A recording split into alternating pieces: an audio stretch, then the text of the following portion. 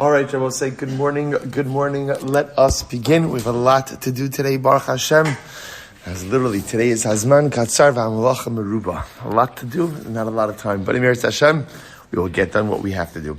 Begin by thanking all of our sponsors. Thank our Hakaras Hatov. To express our Hakaras Hatov to our TAMLUD sponsor. For ER, anonymous sponsorship with Hakaras Hatov to Hashem for all of the blessings He has bestowed upon us, and for refuah Shleima for Devorah Leah bas Chaya Rivka. May we be zoche to witness the imminent coming of mashiach b'yameinu.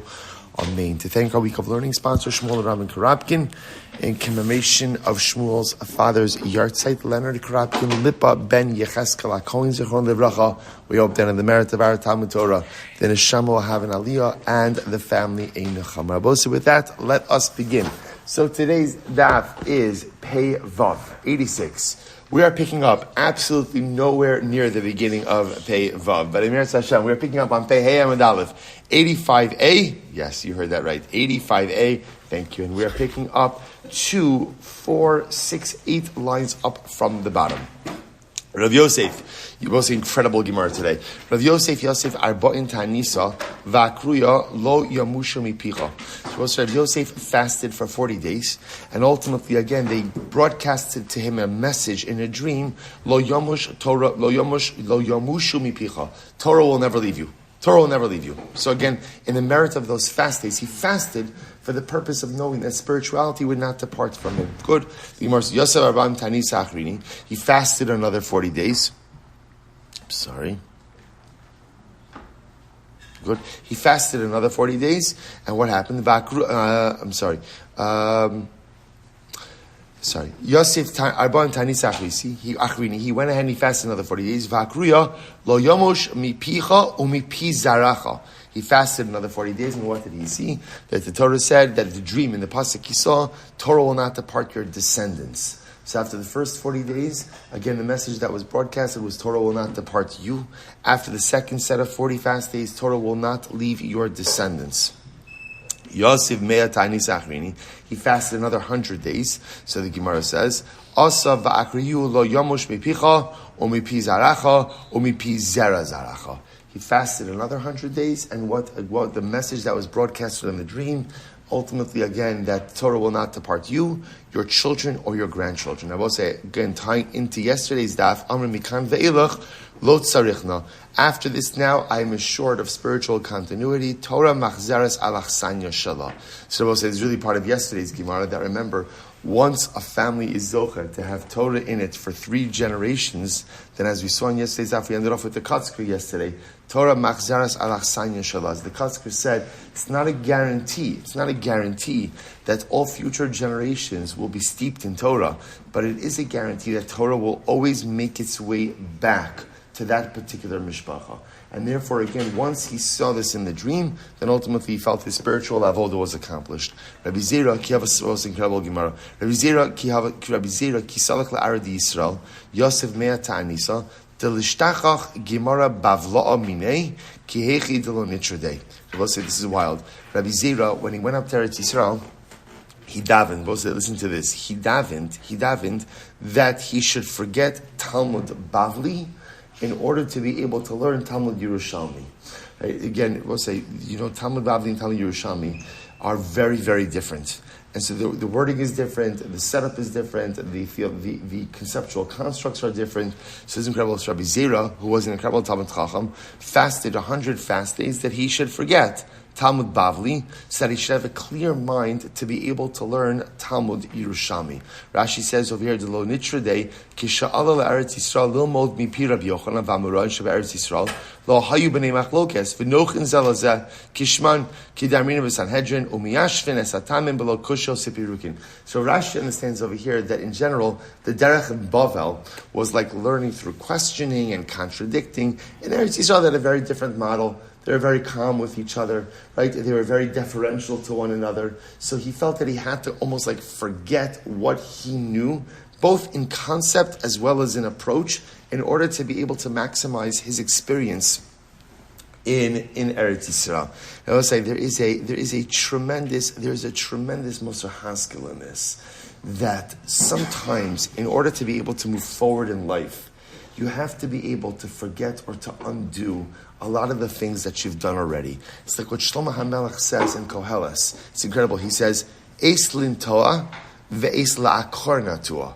There is a time to plant, and then there is a time to uproot that which you have planted. Right? So we'll say that's the ace parak, right? So Shlomo HaMelech says a time for this and a time for that. Now usually, when Shlomo HaMelech does that, they're opposites. Right? For example, there's an ace shalom and there's an ace milchama. There's a time for peace and then there's a time for war. So if you were writing this pasuk, you would say there's a time to plant. What's the opposite of planting? Harvesting. Right? Ace lintoa ve'ace liktsar. It's not what it says. It says ace lintoa ve'ace la'akor natua. There's a time to plant and there's a time to uproot that which you planted. Shalom Aleichem is saying is that sometimes the greatest avoda in life is I plant something, I work hard on something, I'm vested in something, and then I realize, you know what? This is not the right derech. This is not the right thing. This is not the right approach for me. And to be able to have the inner strength to uproot that very thing that you spent all of the time planting, that's an incredible avodah. But sometimes we'll see, you know what ends up happening in life? There are moments where I know I'm going down the wrong road. It's the wrong path. I don't mean sinful or anything like that. Just like, it's not the right approach. I don't have the right midos. I don't have the right personality traits. My hashkafas in life are not the right way. My priorities in life are not the right way. But, what's the but? I've been doing this for so long. I'm so vested. I'm so planted that I don't really have the inner strength to do the about face that I need to do. Shlomo HaMelech says, there's a time to plant, and then there's also a time to uproot the things that you planted. And they are both equally important avodas. So Rabbi Zera, when he was going up to Eretz Yisrael, recognized that if I'm going to be successful, I kind of need to uproot some of the things that I've done in Bavel, some of the ways I behave in Bavel, so even some of the Torah of Bavel, I have to change around to clear the way to accomplish even more going forward. It's such an incredible Gemara. Yosef Mea Achrinasa, Lishkav Rabbi Lazar Bishnei. V'naflin iluye mila ditzibura. He fasted another 100 fast days that Rabbi Lazar shouldn't die during his lifetime. Rabbi Lazar shouldn't die during Rabbi Zera's lifetime. Why?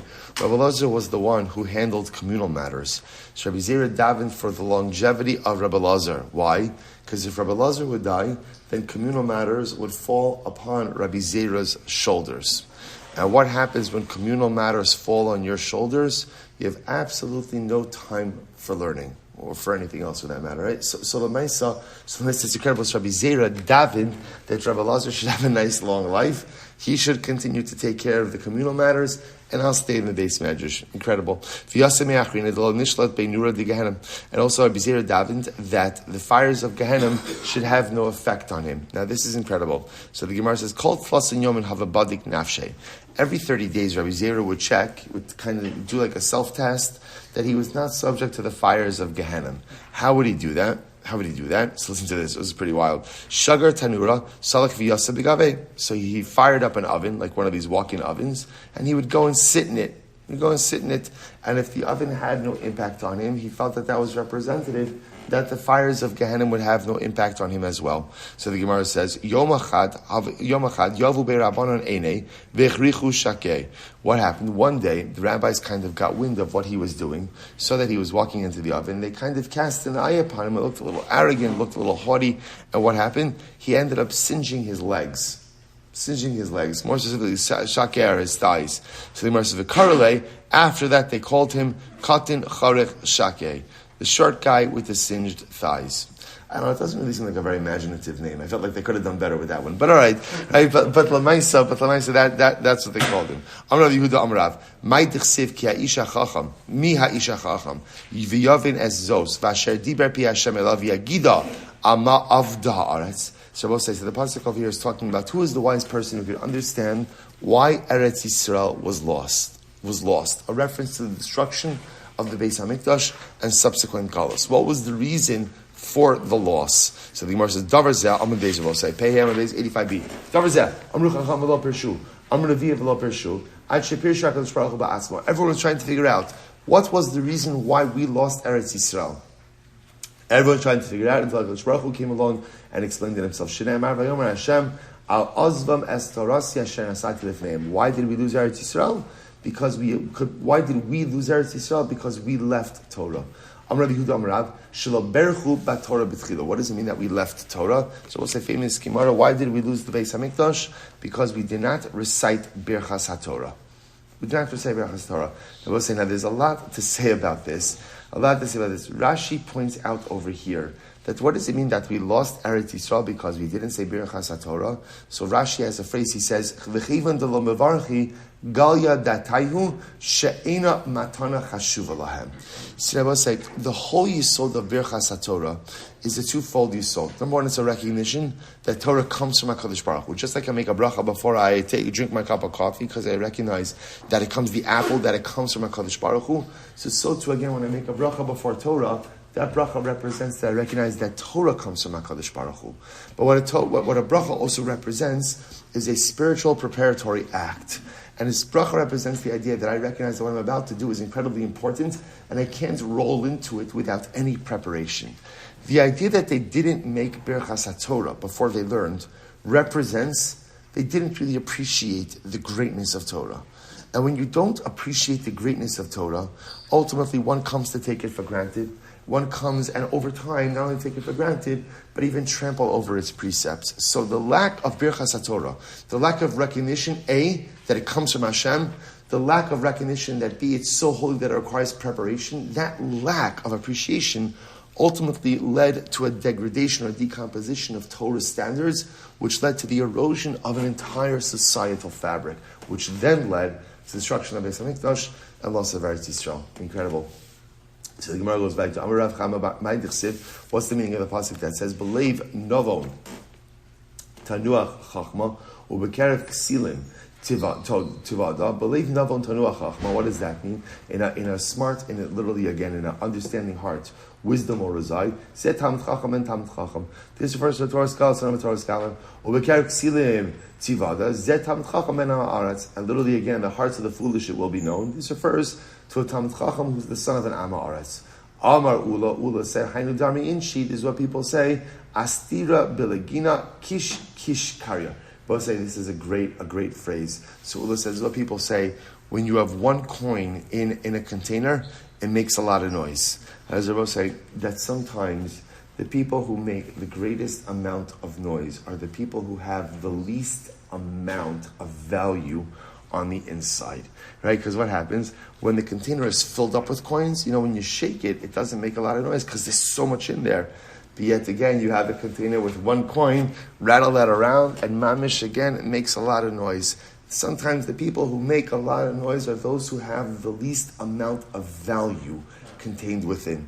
Profound Gemara. Use that as you need it. Amar Rabbi Yirmiyah Rabbi Zera, Mai Dichsiv, Katan v'Gadol Shamu. The Aved Chavshi Me'adonav. Shabbos say, what is the meaning of the pasuk? That literally again, Katan v'Gadol, literally the small one and the great one, Shamhu. Shamhu, the Sham is the grave. Both the Katan and the Gadol end up in the grave. The Aved Chavshi Me'adonav, and a slave becomes free from his master. What's the meaning? Atuli Adin and the Katan v'Gadol Shamu. Do we not know that both the Katan and the Gadol end up in the grave? What does that mean? What's this beautiful Gemara? Ella Kala Maktin Asmal Divrei Torah B'Olam Hazeh. Rabbi say anyone who accomplishes, who rises, who gets to a level of humility through his Torah in this world becomes great in the world to come. In other words, I say Torah could do two things. Torah could feed an unhealthy ego, or Torah could make me recognize how much more I have to accomplish, how much more I have to do, and therefore engender a sense of humility. Whoever utilizes your Torah to achieve a level of humility in this world experiences greatness in the world to come. First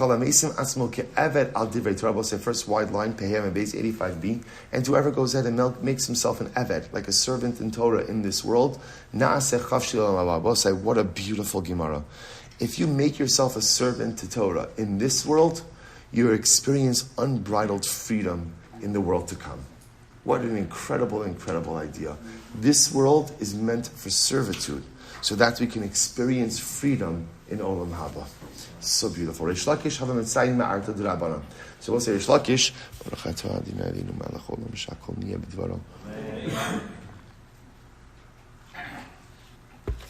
Reish Lakish Excuse me. So also Rish Lakish had an interesting practice. He took upon himself the following idea. Rish Lakish would outline graves. Now he did this and for Kohanim, right? That Kohanim should know where to go, where not to go. So he specifically outlined the graves of Rabbanim. Took this upon himself, like grave preservation for the Rabbanim. So he was trying to find the grave of Rabbi Chia, but he could not find the grave. He just couldn't find the grave of Rabbi Chia.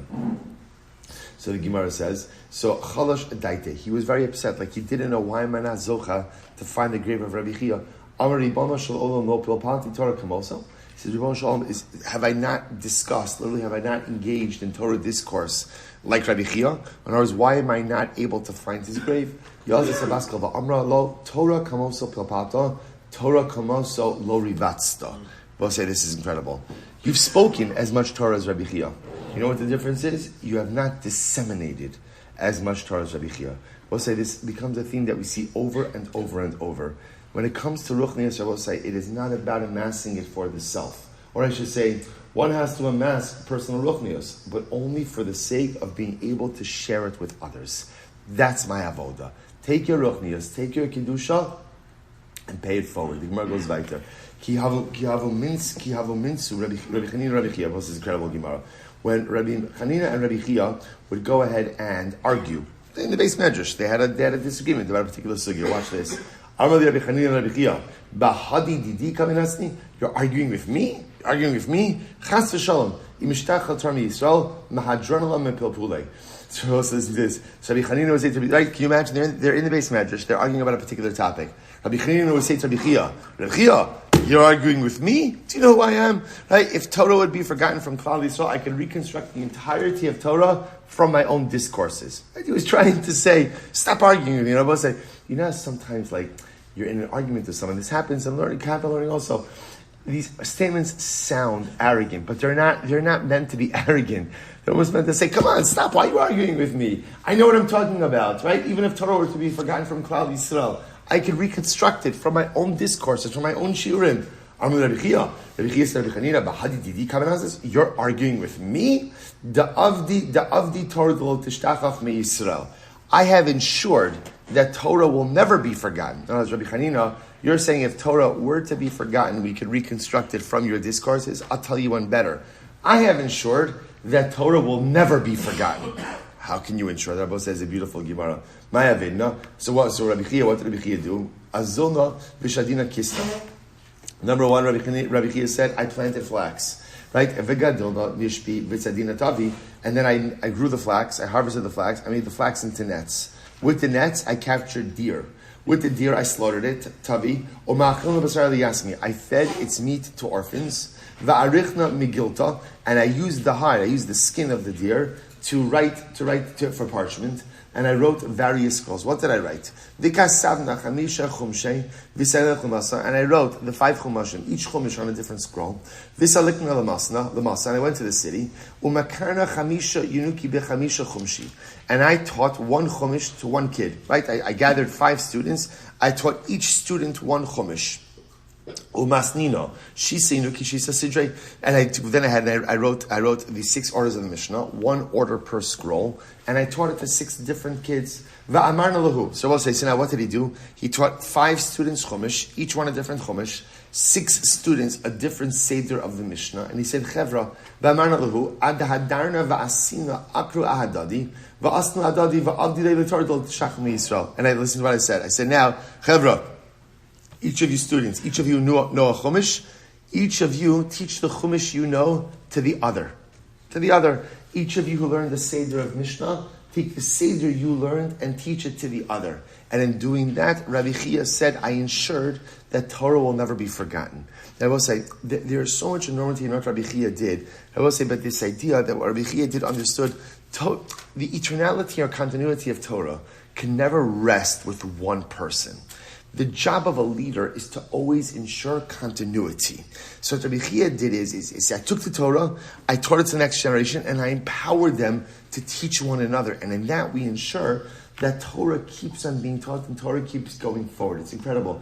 I will say what he also did is something amazing. Chaim Shalavis discusses this idea that why did Why did Rabbi Chia need to plant the flax himself, make the nets himself, catch the deer himself? Because at the end of the day, if you want continuity of Torah, every step of Torah has to be b'kedusha. Everything has to be with holiness. The yesod of chinuch is not just to teach your kids Torah. The yesod of chinuch, right, of education, is that every step of the educational process has to be done with kedusha. As we spoke about yesterday a little bit, the home has to be kedusha. The parents have to conduct themselves b'kedusha, right? The principal, the Rebbe, the teachers, everything has to be done with kedusha. Because if any step is not done with kedusha, then the process is flawed. It doesn't mean it can't produce results, but the process is flawed. So Rabbi Chia understood, if you want to produce Talmidei Chachamim, even the flax that's going to create the nets, that's going to catch the deer, like a chagadja, that's going to produce the parchment, all of that has to be done b'kedusha. Not only that, remember again, after he caught the deer, what did he do with the meat? What did he do with the meat? He fed it to orphans. Why? Because you're supposed to say excellence in Torah also requires excellence in chesed. To be a complete Jew, you have to be excellent in your Torah, you have to be excellent in your chesed. You have to take the very deer that's going to be used for the parchments to create the scrolls for learning. That meat has to go to orphans. If you don't have chesed along with your Torah, then the Torah will not endure. And if you don't have Torah along with your chesed, then the chesed is going to be incomplete as well. We could spend years on these Gemaras. We'll say, I'm not even, it's not even the tip of the iceberg what I'm giving you. So the Gemara says, Haydu da'armi, Rebbe, kama gidolim maser Rabbi Chia. This is what Rebbe said when he said, how great is Rabbi Chia? Amar Rabbi Shmuel Rabbi Yossi, afilu mimar. So Rabbi Shmuel Rabbi Yossi said, is Rabbi Chia even greater than you? So he said, Amar Le'in, he said yes. He said yes to Rabbi. Afilu me Abba, is Rabbi Chia even greater than my father? Then Rabbi Yossi, now remember again, his father's Rabbi Yossi. Rabbi Yossi, now the beautiful part about these Gemaras, by the way, is we also know family trees. Who is Rabbi Yossi? Rabbi Yossi was the son of Rabbi Lazar, the son of Rabbi Shimon Bar Yochai.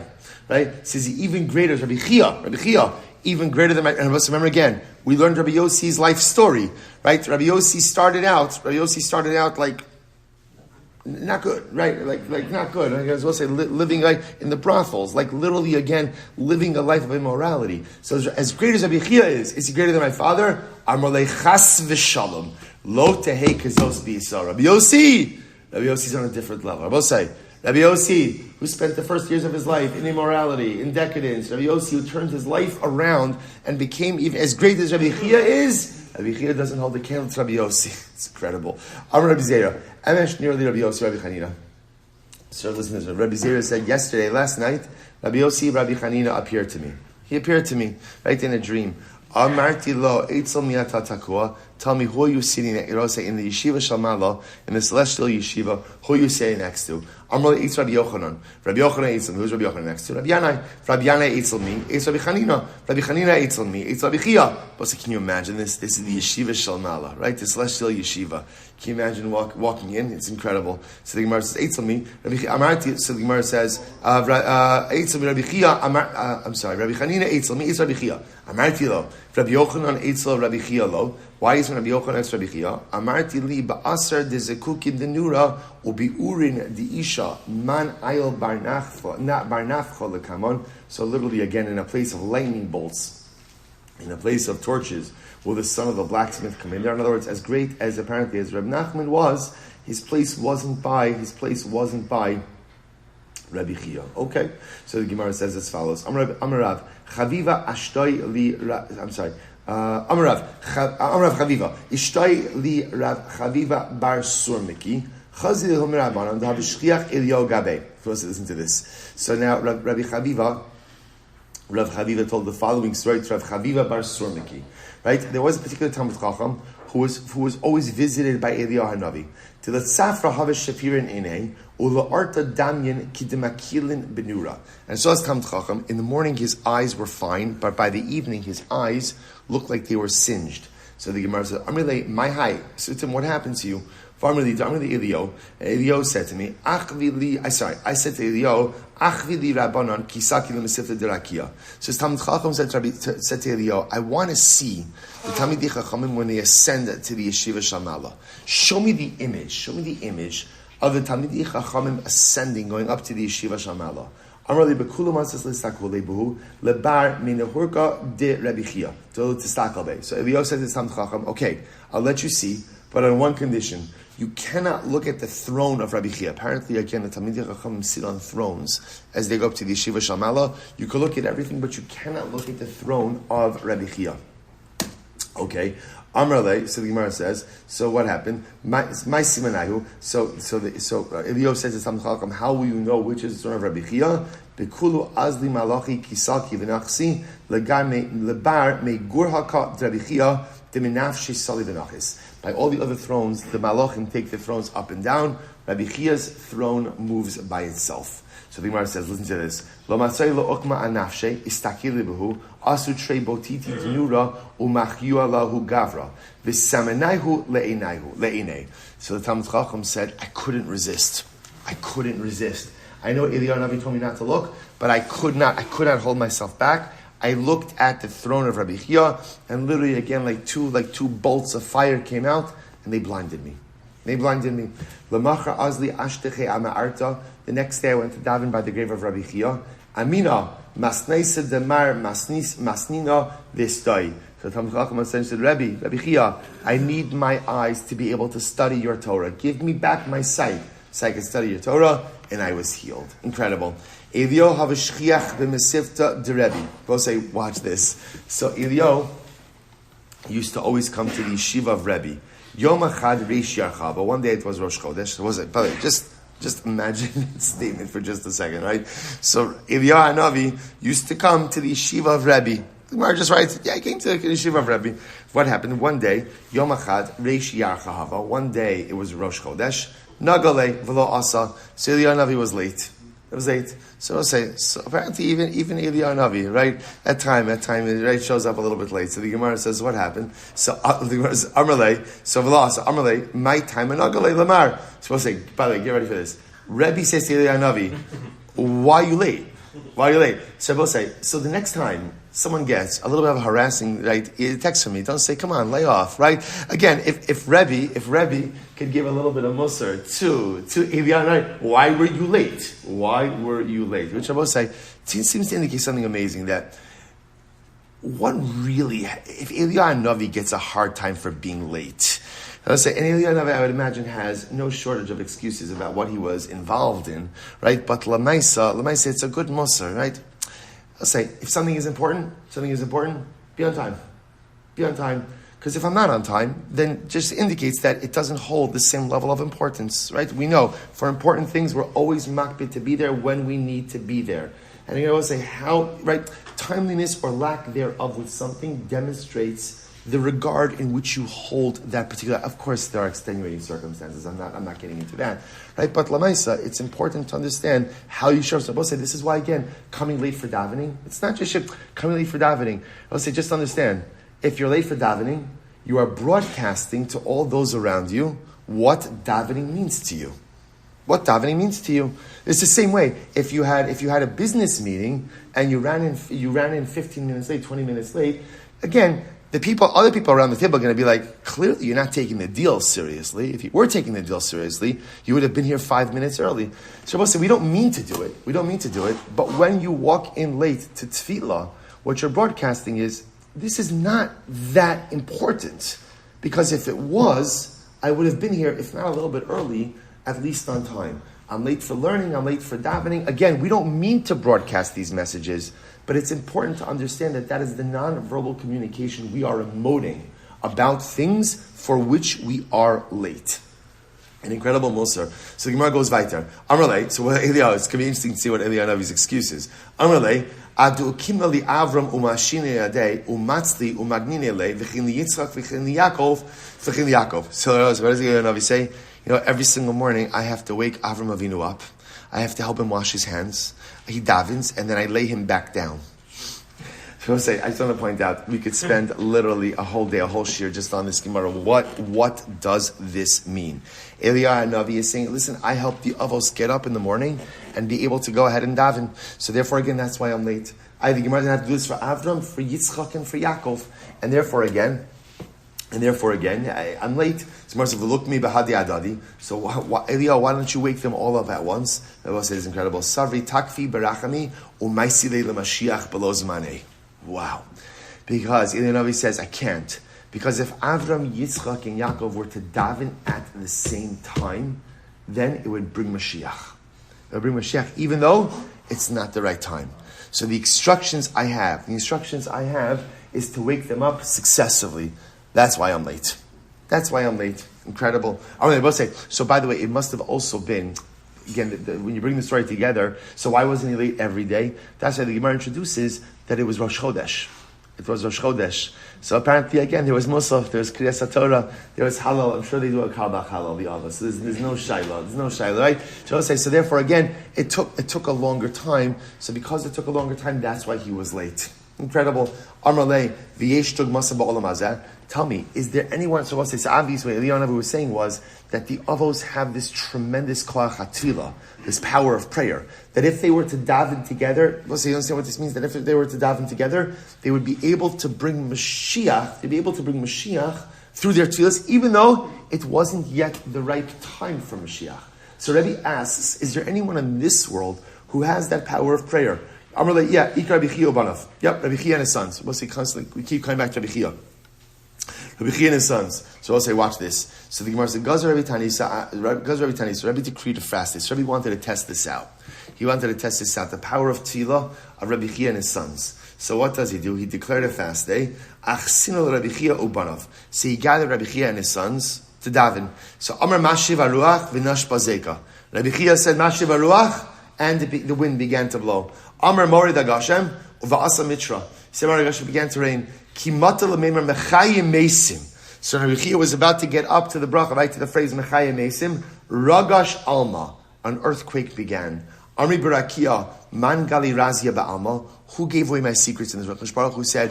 Who told that Rabbi Chia and his sons have the ability to bring Mashiach even though it's not the right time?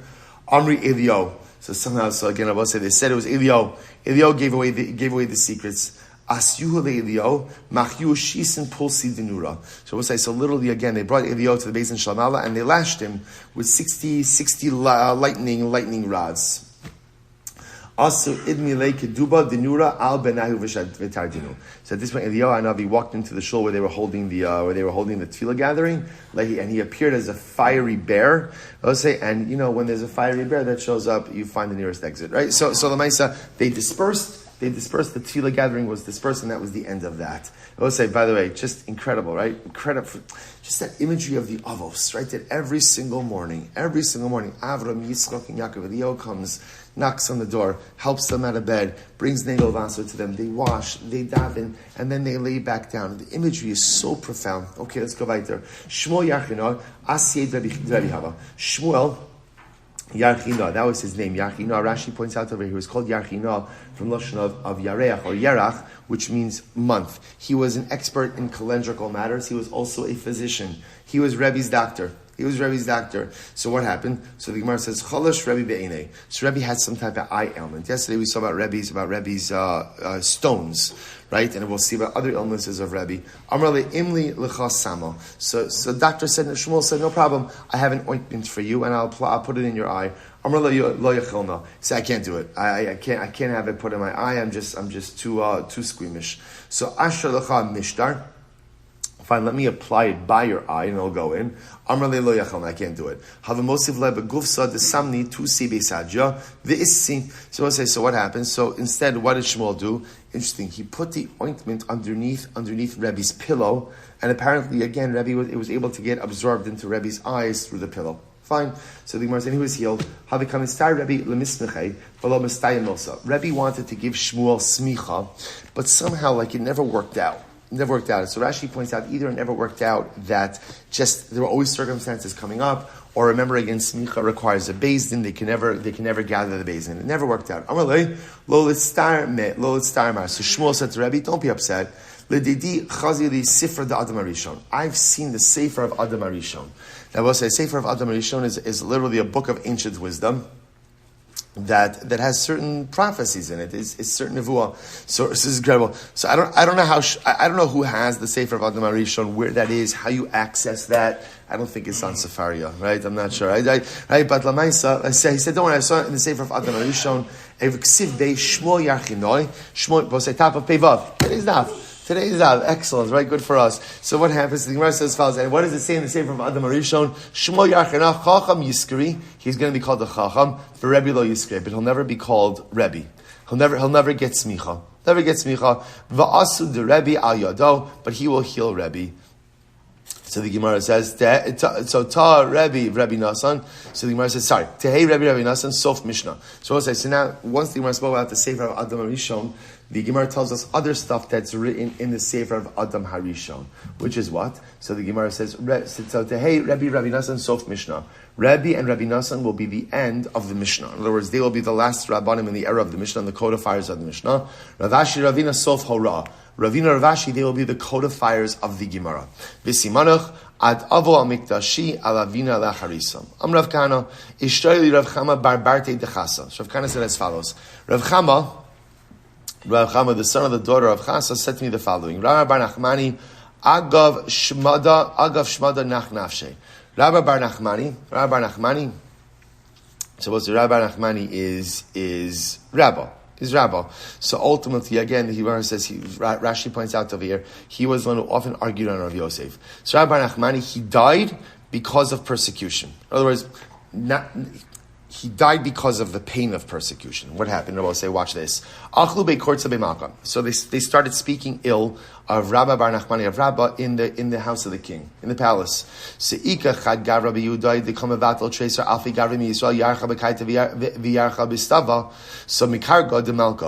say, what do they say negatively about him? There's this guy, there's this Jew, Rabbi. And what does Rabbi do? For 2 months out of the year, right? 1 month during the summer or during the spring, and 1 month during the spring, or 1 month during the summer or the fall. Ultimately, again, he prevents the Jews from paying taxes. Now, what does that mean?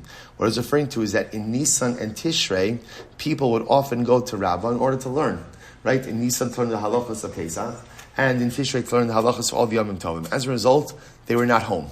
Because they were not home, when the king's tax collectors would come to collect tax money, they couldn't collect. So they said to the king, there's this guy, Rabbi, who's preventing taxes from being collected 2 months out of the year. But the way they framed it was that it was a shtach against the king. He's actively preventing people from paying taxes. So the Gemara says, Shadru pristaka de malka basrei v'lo shtachach. So they sent an officer to arrest Rabbah, but they could not find Rabbah. Azal va'asal pombedisa la'akra me'akra la'agma me'agma l'shchin mishchin l'tzfira l'tzrifa la'ina demayim me'ina demayim l'pombedisa or bepombedisa ashkechei. Okay, so we'll say, so he fled literally again from place to place to place to place until he was ultimately found in Pompadisa. Okay, so the Gemara tells a story, one of the stories when he was on the run.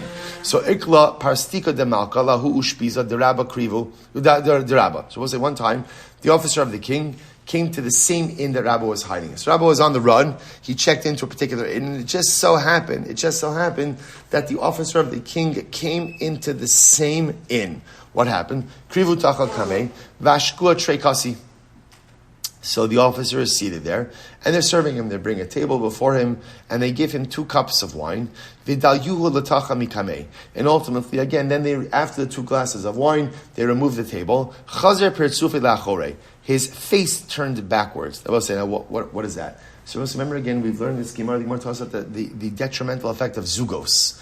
There's this concept that doing things in pairs somehow opens you up or subjects you or puts you under the dominion of shadim.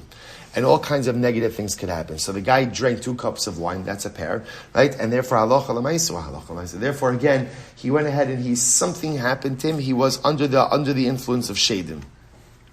So Amrulay, Mainovidlay, Gavir Demalku. So the innkeepers are obviously very scared because if the king's officer dies in their place, right? Your Yelp ratings go way down right after that, right? So Lamaisa again, and subjects you to a whole variety of other potential negative things. So what happens? They say, what do we do? Amar Lahu. So what happens? So Rabba's there. Rabba's saying, obviously Rabba's hiding from this guy. Amar Lahu, Kreva Tacha L'Kamei, Vashkiyu Achad Kasav, Dayuel Tacha Mikamei V'Lissi. No problem. Put the table back. put the table back, give him another glass of wine, that'll take it out of Zugos, now it's 3 glasses of wine, he'll be fine. Sure enough, they did this, and Baruch Hashem, the guy was healed. Amr, so we'll say, after this, the officer says, Amr, made the Yodana de Gavra de Kabaina Hachahu. So I know that this guy, Rabbi, who I'm looking for, I know he's here.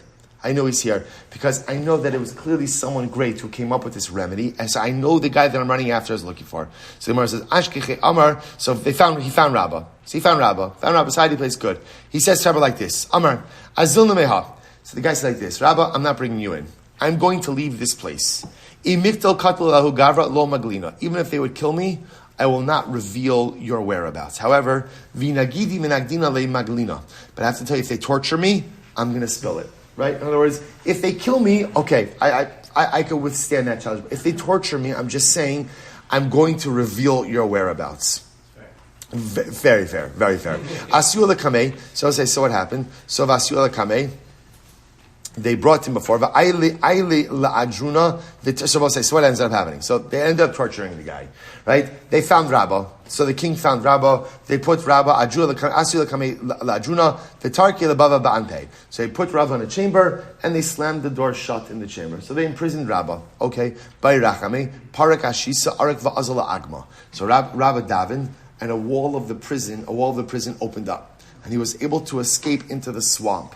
So I will say, again, I just want to point out, there's so much in these stories, as I will say, that how often in life do we find ourselves literally, again, imprisoned in a situation. And sometimes those situations, I cannot do anything. Literally, I can't do anything to extricate myself from this prison. So what do I do? I throw myself onto HaKadosh Baruch Hu. And I will say, sometimes, when you throw yourself into the loving embrace of the Ribbon Shalom, you know what happens? Walls come tumbling down. Sometimes in situations where you can't extricate yourself, where you are imprisoned, daven to HaKadosh Baruch Hu, and something amazing happens. The Gemara says, "By rachami parik ashisa," walls come tumbling down. Sometimes only when you fully give yourself over to HaKadosh Baruch Hu, because you can't do anything, then and only then does HaKadosh Baruch Hu show you a way forward. So incredible. So he goes to the swamp. So the Gemara says, what happened? Yosef Agirda Didikula. So he's sitting on a stump in the swamp. The Kagaris, and we'll say, so what is he doing on this stump? He's learning.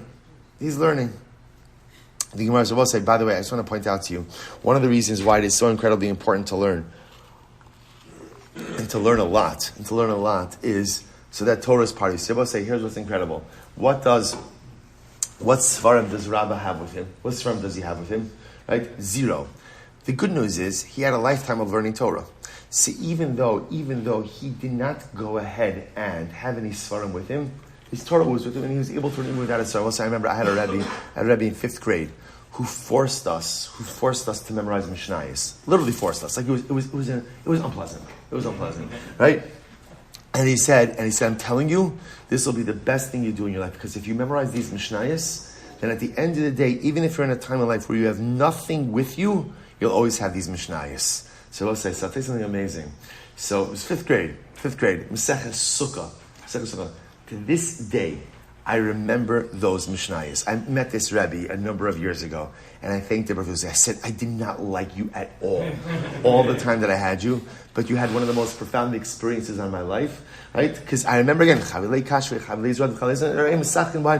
Mishnayos. And I can't tell how many times in life where again, I've been stuck somewhere. And again, this is before the days of smartphones, right? Where you could go ahead and just, Baruch Hashem, one of the incredible applications is you could pull up Kala Torah Kula, which is incredible. But the idea of having some Torah that is embedded in your mind, so that should you find yourself somewhere without anything, including cell service, that in Yahrzeit Hashem that you could learn, it's the greatest gift.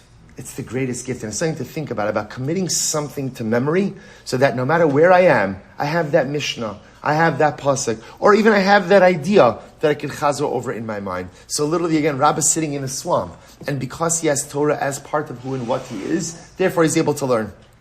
What happens? So the Gemara will say it's incredible. So we'll say, so just so you understand, like the split screen over here. So Rabbah is sitting in the swamp, having escaped from the king. He's sitting on a stump learning Torah. Meanwhile, In Yeshiva Shalmala, in the celestial sphere, they have a machlokas. What's the machlokas? We'll say first white line. In Baharas Kodem, it's Seir Lav and Tameh. We'll say it's Saras machlokas. So the way it works with Saras is if you have a Baharas. Baharas is the name of a particular type of skin lesion. If the Baharas comes before the white hair, then you're Tameh. Vim Seir Lavan Kodem LeBaharas. But if the white hair comes before the Baharas, Tar. Safek. What happens if you're not sure which one came first? What's the halacha? Hakadosh Baruch Hu Omer. Rabbi says incredible. This is machlokas. Hakadosh Baruch Hu Omer Tar. The Rebbe Shalom says, you're tar. The Kulu Mesivta Rakia Amri Tameh. And everyone else says, you're tar. Rebbe say, there was a machlokas between HaKadosh Baruch Hu and the Yeshiva Shalmala. HaKadosh Baruch Hu says in a case of Safek, you're tar. And everyone else in the Yeshiva Shalmala says, that you're Tameh. V'amrei, man nochach, who should decide this? It's incredible.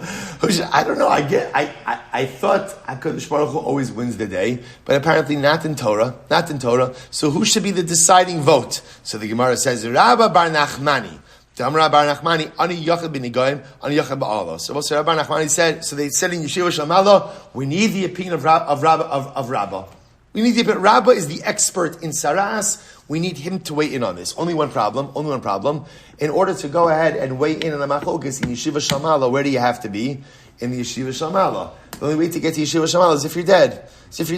Rabbi Bar Nachmani, however, is alive. So how do we get him to go ahead and weigh in on this? So Shadru Shlicha Basrei Lo Havi Matzim Alachamavas L'Mikravle Midalo Hava Kapasik Pume Migirsei. So Rabbi says, so what happened? So they sent an agent, specifically the Malachamavas. Why?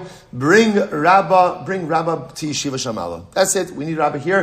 We have Machlokas HaKadosh Baruch Hu in Yeshiva Shalmala. We need him here. Bring him. What was the problem? What says incredible? The Malach HaMaves could not take the soul of Rabba. Why not? He wouldn't stop learning. What says Gemara Masechah Sota that the power of Torah is migna umatzla. The power of Torah is that Torah protects you and it saves you.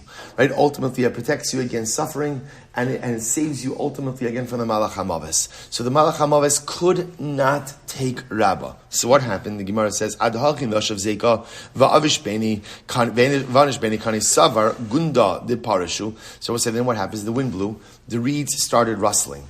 Rabbah thought that noise was the sound of the king's men coming to get him. Amar Teinach nafshe dehu gavra v'lo yimasar biyada demalchusa. So Rabbah said, you know what? I'd rather die than go ahead and be handed over to the king's men. So Rabbah says, so ultimately again, so now of course he stopped learning, and this was the opportunity for the Malach HaMaves to go ahead and take him. Rabbah said, this is incredible. Ki hava kanecha nafshe. Ultimately, again, as he was dying, his last words that he uttered were tahar, tahar. And I will say, so as he was dying, he weighed in on the machlokas between HaKadosh Baruch Hu and the Yeshiva Shalmala. In a Safek case, if you're not sure what came first, the Bahares or the Seir Lavan, the white hair, what's the halacha? So Rabbah said tahar. Paskening like the Ribono Shalom. So we'll say those are the last words that he uttered in this word, tahar. Yotzes Abaskal va'amra Ashracha Rabba Bar Nachmani Shenafshecha tar v'yatzas nishmascha. But I will say such a beautiful Gemara. So praiseworthy are you, Rabbi Bar Nachmani, that ultimately again your neshama is tahar, and literally again the last words that you uttered in this world were tahar. It's a beautiful Gemara. Nafal piska mirakid pumbedisa. Rabbi Bar Nachmani nisbakish b'yeshiva shalmala. I was saying, understand. Remember, Rabbah was on the run. So now the problem is, no one knew that he died. So the Gemara says, what happened? What did they do? A petek, a piece of paper, a note, fell from Shemaim into Pumbedisa, saying Rabbi Bar Nachmani was summoned to the Yeshiva Shalmala. So we'll say, so that was the end. So they were told that he died. Nafku abai v'Rabba v'kula rabbanan le'suki bei v'lo haviyad le'duchte. So we'll say, here's the problem. Now Rav and Abaye wanted to go collect the body. They wanted to bury Rabbah. They knew that he died. They wanted to bury him. The problem was they couldn't find the body. What happened? Azlu la'agma chazut sifri d'metali v'kaimi. So they went to the swamp. I guess they had heard that he had escaped to the swamp. And what happens? They saw that there was an area where there was a cluster of birds, almost like standing guard. Amr shmamina hasimhu. They said, oh, that must be that the animals are standing guard over the body of Rabbah. So the Gemara says, Sabduat tlasi. So they found his body, they buried him. Sabduat tlasi yomi v'tlasi lelusa. They eulogized him for 3 days and 3 nights. I will say, so great was Rabbah that they eulogized him for 3 days and 3 nights. Nafal Piska, another note fell from Shamayim, Kol HaPorish Ye Benidui. Whoever leaves this Levaya will be excommunicated. In other words, Shamayim, they were saying, Rabbi Bar Nachmani requires such kavod. Sabdua Shiva Yomi. They eulogized him for 7 days. Nafal Piska, L'chula Basechem, L'shalom. Then another note came down and said, okay, go home. Go home. Right? You've done your part, you've done your avodah, you can now go home. Hahu Yom Adinach Nafshe, Zayle Zafa, V'dar Lahu Taya, Kirachav Gamla Mehai Gisa Dinar Papa, V'shaje Bahach Gisa. So I'll say the day that Rabbi died, there was such fierce wind that literally, again, a wind caused the wave that picked up an Arab merchant and transported him from one side of the river to the other side of the river, or the wind transported him. Amr my high. So the merchant said, what is this? Amr le nachnafshe Rabbi Bar Nachmani. Rabbi Bar Nachmani died, and literally, again, the world is in turmoil. Amr le fan of Ribono Shalom Kuli Alma Didach, Rabbi Bar Nachmani Didach, at Dirabba Verabba Didach. Amai kamecharves leila alma. So the Arab merchant says, Ribono Shalom, what is the problem over here? The world is yours, right? Rabbi Bar Nachmani is yours. You belong to Rabbi, and Rabbi belongs to you. Why do you have to destroy an entire world? Nach Zafa, and the wind died down. Rabbi said, but I just want to point out something. Again, so much is in all of these Gemaras. Rabbi said, but I just want to point out to you something. Rabbi said, that phrase, at dirabba verabba didach. Rabbi said, do you understand what it means to be able to say that? To be able to say, I at the Rabbah, that ultimately, again, Hashem belongs to me, and I belong to Hashem. I said, do you understand that phrase? That's what we are striving for. In 120 years in this world, what do I want people to be able to say at my? What's the greatest eulogy somebody could deliver about you? At the Rabbah, v'Rabbah didach. For somebody to be able to say, this person, Kadosh Baruch Hu belonged to him, and he belonged to HaKadosh Baruch Hu. Right? Ani ledodi v'dodi li. That represents a love.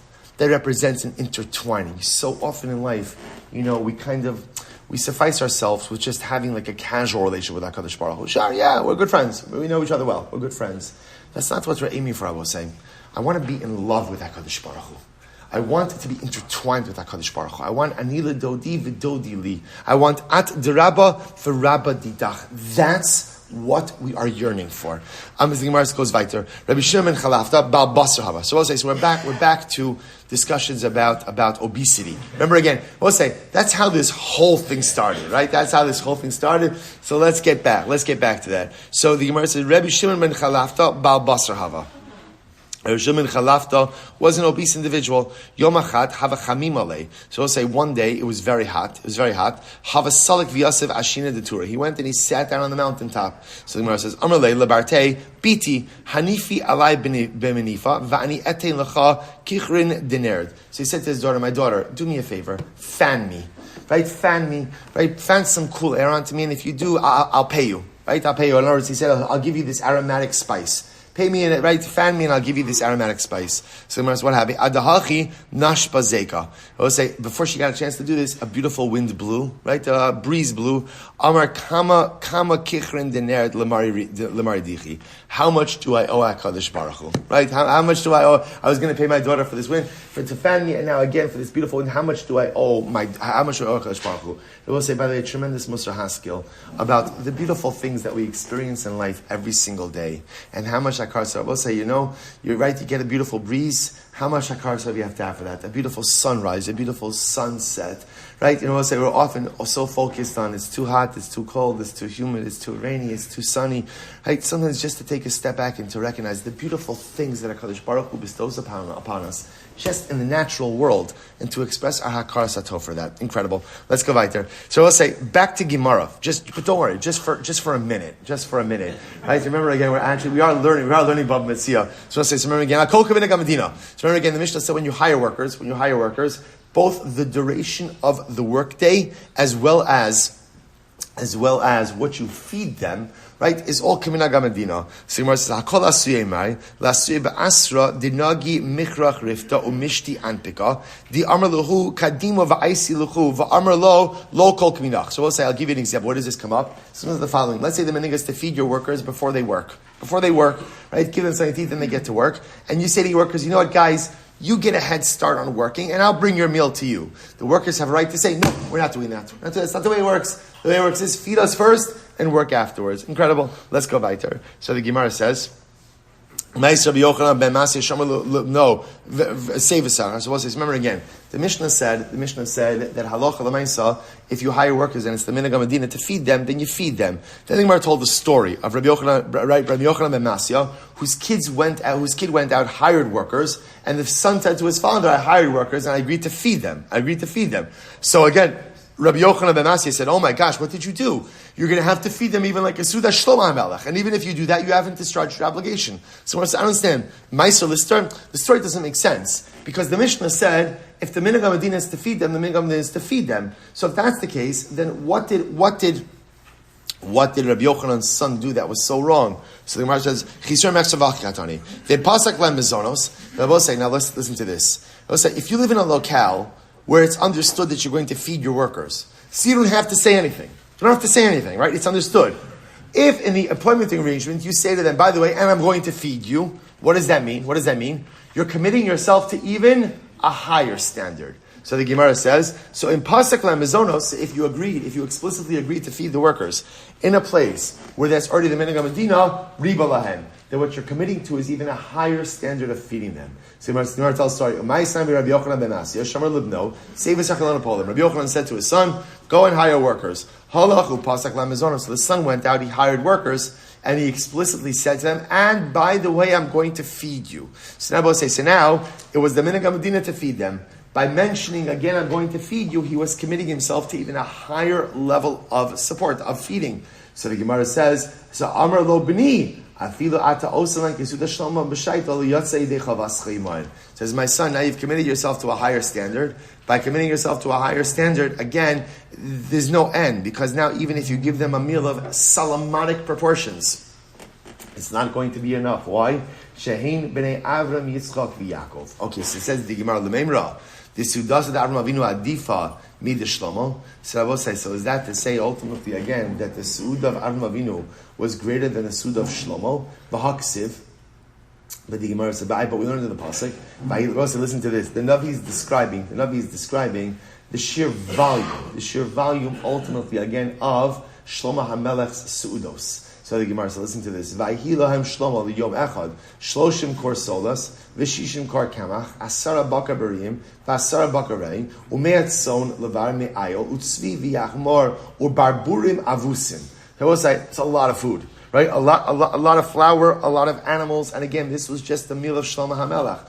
Va'amar Gurion ben Istion mishmei derav halalu la'amilan shel tabachim. All of this, by the way, was just again to prepare the meal. Amilan shel tabachim literally means the dough of the bakers. I will say this was just to prepare the meal. This was like the appetizer.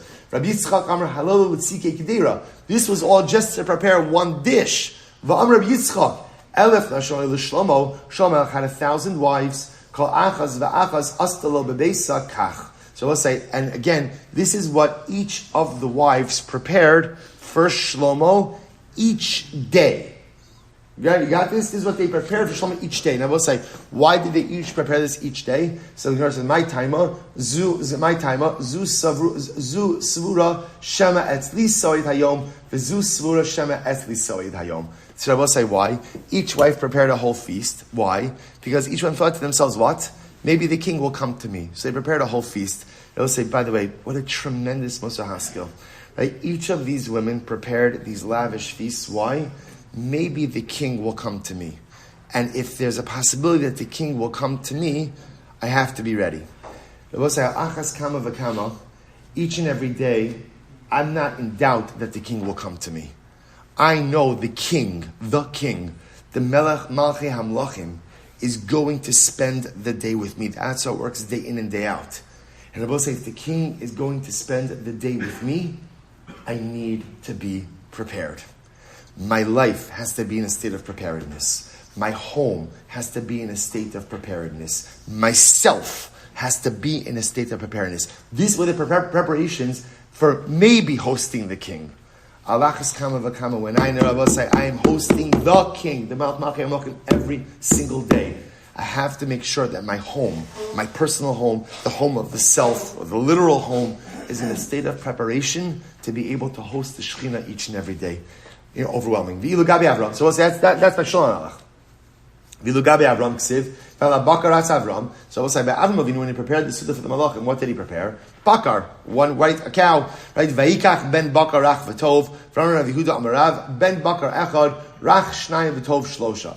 Avram Avinu actually took 3 cows, right from the pasuk. The Gemara says, Tlasa Turi L'Tlasa Gavri. He prepared 3 cows, 1 cow for each person. So the Gemara says, so we'll say, Sahacha L'Chol Yisrael Yehuda. Over here, so Avram Avinu is preparing 3 cows for 3 people. We'll say, so that's a lot. Shlomo Melech, as much as he prepared, the meal was for Gans Klal Yisrael. So we'll say, if you think about it, just on a proportion level, Avram Avinu prepared more than Shlomo, right? Avram Avinu gave 3 cows, right? 1 cow per person. That's much more than Shlomo Melech, because when Shlomo is feeding all of Klal Yisrael, Shneimar, V'Yehuda V'Yisrael Rabim Kechol Asher Al Sasayam. So the Gemara says, they're good. So therefore, we'll say, so it turns out that interestingly enough, that Avram Avinu's Suda was even greater, proportion-wise, ultimately, again, than Shlomo's Suda. I will say, you know what we're going to do? We're going to stop over here. All right, first of all, shkoyach, everyone. Excellent. By the way, I just want to point out, we literally did a blot, and more than a blot. We're actually ahead of the cycle, right, on some level. If you proportionally. So I'll say, don't worry, by the way, because if you look ahead a little bit, Sunday morning, very short Amud Aleph, and tomorrow, Meretz Hashem, we're allocating an hour to the Shir Meretz Hashem. We're going to be just fine tomorrow. Also, ridiculously amazing Gemara. I will say, such a schus to embark upon this journey. Looking forward to extending into Shabbos. Shkoyach. All right, have a good Shabbos, everyone.